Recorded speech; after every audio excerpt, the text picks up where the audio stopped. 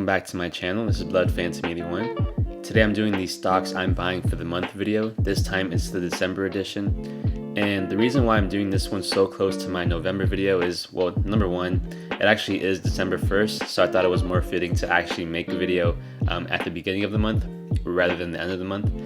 And the other thing is that I'm really bullish on equities over the next few months to even up to a year. And there's a lot of stocks that are close to breaking out in my honest opinion. And so I really want to try to get into those setups as much as possible. And I thought I would illustrate exactly like what I look for when I'm thinking about stocks that are close to breaking out and showing some really good buying opportunities. So the first thing I think we should look at is the overall stock market. So what we have here is a NASDAQ. It's in a clear uptrend, lots of consolidation above the 200-day moving average, and ever since we broke above this triangle, we pretty much just broke out to the upside. It's anyone's guess as far as how much we're going to pull back, or if we're even going to pull back at all. I think one of the interesting things is that the risk right now is to the upside rather than the downside, meaning that I think it's more likely that this market's going to take off without people actually being a part of it, rather than the market pulling back right now. So any pullback that we get at the moment is a gift in my honest opinion.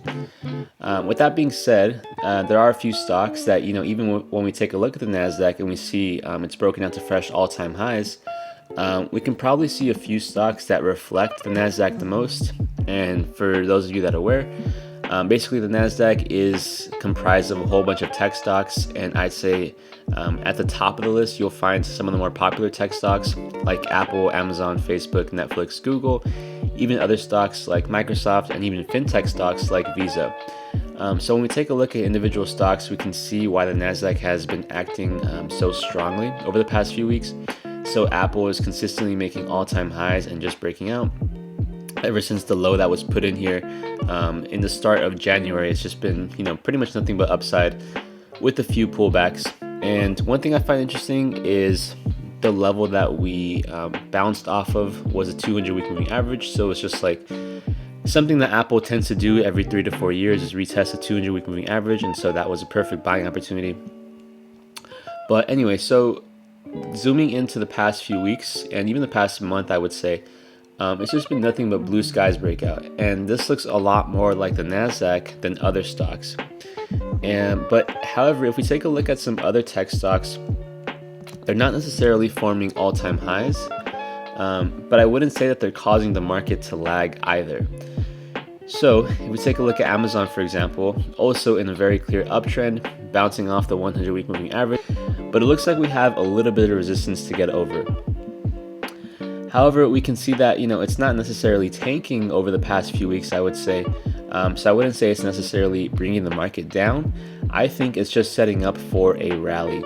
And so let's zoom into a daily time frame to see what I mean. So this is what we see so far for Amazon. This is over the past year and a half or so. Let me go ahead and get rid of the 100-week moving average. So the only thing we're looking at right now is the 200-day moving average and this red trend line. And typically when I'm looking at stocks that are about to break out, I like to have no more than one trend line, and I try to find a trend line that basically tells the story. In my opinion, we are up against two areas of resistance: the 200-day moving average and this trend line, which at once acted as support towards the beginning of 2019, even here in June 2019, and once again here in August of 2019. But once we broke below this level, it's acted as clear resistance. One of the bright spots about this rejection, however, is that we're not necessarily going lower. It's not like we're getting rejected off this area and making lower lows. We're basically getting rejected and then retesting it very, very quickly. Getting rejected and then retesting it, getting rejected, and now we're retesting it again. And basically what I want to point out here is whenever there's some really strong resistance, I think about it like a slingshot. Basically, if you pull a slingshot as back as possible, once you actually let that slingshot go, it's going to just rocket forward. And I think the same thing is going to happen once we get over these areas of resistance. And so generally, it's not the most advised thing to buy stocks basically at resistance.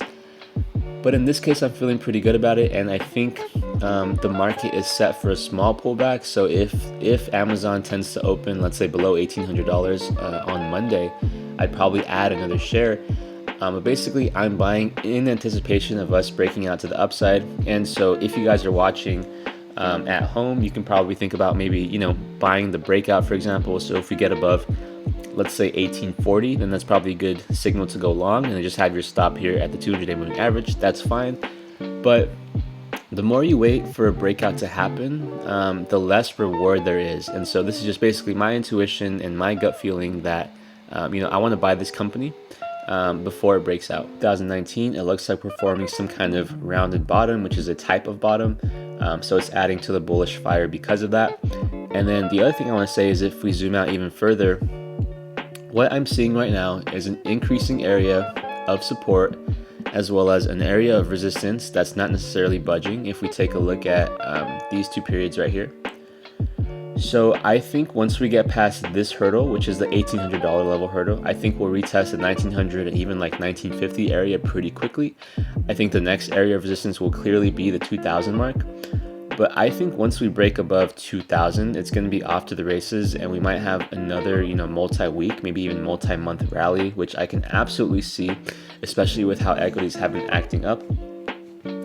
So that's basically, even though I'm calling Amazon a swing trade at the moment, I think, for people like me who aren't in Amazon at all, now's a really good time for me to, add to my long position. And full disclaimer, I am long Amazon. I have one share here at 1750. If we take a look at when I bought it, it was probably near the end of November. That's right, November 25th, one share at 1753. But if Amazon dips below 1800, I will be a buyer. One thing I saw was Jeff Bezos with his ex-wife. I think that's a pretty funny picture, actually. A true sign of wealth. But anyway, so yeah, any pullback below 1800, I'll probably add another share. And speaking of breakouts, the next stock on the list is PayPal. And so PayPal and Square are front running the cashless revolution. You have most likely heard of both of those if you're into tech stocks. And as I was talking about breakouts with Amazon, I think PayPal is just at the beginning of this breakout. The kind of bottom that we have here is kind of like a rounded bottom, but mostly like an inverse head and shoulders, I would say, where we have left shoulder, head, right shoulder, area of resistance, and then a really hefty moving average here. And so in my opinion, we're going to get that slingshot effect where once we break out above these two areas of resistance, I think 116 is probably not too far away. And we also know that PayPal has a history of having this kind of drama where we have a really strong drop and then a couple weeks to a couple months of heavy consolidation before once again breaking out. If we take a look at the size of this move, I think one of the main reasons for this is because we basically had a really strong rally and then a pullback, retested the 200-day moving average, had a weak rally, and then another pullback. So this is setting up like a 1-2, 1-2 stack, and then we get a really strong rally. And so I think this is basically not out of the ordinary at all. I think this is very characteristic of PayPal to have a really strong drop and then have an inverse head and shoulders, some kind of bottom before breaking out to the upside. And I think this one is pretty clear too. And as promised, I want to give a few tips for what I look for in stocks that are about to break out. So it's basically a couple things. Number one, I like to have some kind of trend line. This is kind of optional, but a trend line is always helpful. If that trend line is an area of significant resistance or support.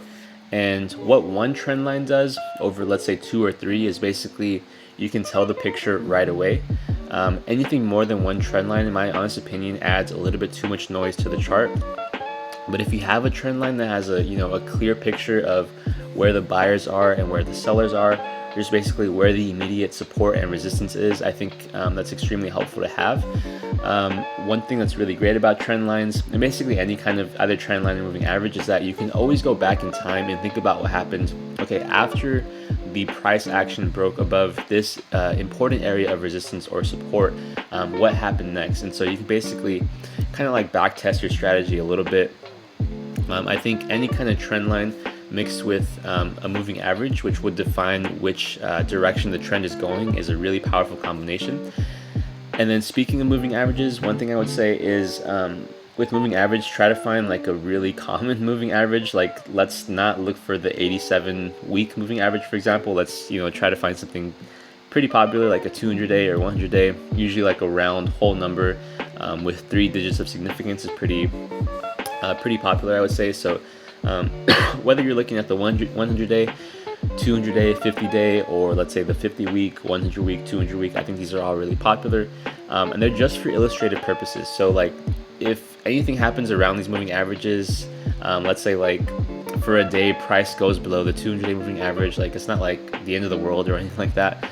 It's just like something to keep in mind and something to use as reference to determine which direction the trend is. What I did here for PayPal was I zoomed out a bit, so now I'm looking at a weekly time frame. I threw on the 100 and 200 period moving averages, and so the 200 period moving average is here in blue. But as you can see, there isn't that much price history to go with this, and so that's why we only see about a couple months of the 200 week, and that's because PayPal IPO'd here sometime in 2015, so there aren't enough data points. But one thing you'll notice, and this is just a testament to how bullish PayPal is that we're basically not really using the 200 week moving average as support. And so that's another really key defining factor of how strong a trend is if you have a stock that's constantly testing its 200 week over and over again, maybe something like, I don't know, Johnson & Johnson, I would say, maybe that's just a wild guess, but if it's constantly retesting its 200 week and you have another stock that's staying above its 100 week, well, the 100 week moving average is a faster slope and a faster trend than the 200 week, just basically because, that's how moving averages work, that's how the calculation works. And so if it's using the 100 week moving average as support, that's basically a faster trend and a faster slope than something that's using the 200 week moving average as support. So that's another tip I would say.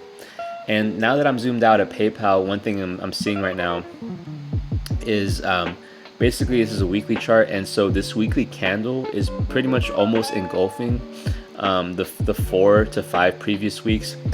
Not only that, but it looks like we're finally breaking out of this trend line that's going downwards, and so that's a really, really strong sign.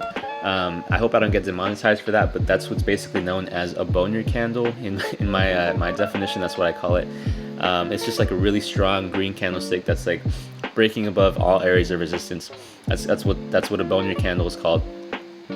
And as a summary to my summary, one thing I want to say is, like, notice how I'm picking apart little pieces and little clues here and there. And that's basically what technical analysis is it's basically an attempt to make predictions based on very objective and raw data. At the end of the day, everything I'm looking at is just math. All these candles are just math. All these moving averages are just calculations of the previous X periods. Things like RSI and MACD, they're basically just calculations of the previous X periods. They're not the Bible or anything like that, but they are tools, and it's up to you guys, it's up to me to get better at using these tools to really put together some clues into what I think is going to happen in the near future. So that's just me talking about technical analysis. Let me know if you guys want to hear more about that, and with all that out of the way, I hope you guys have a great weekend, and see you guys in the next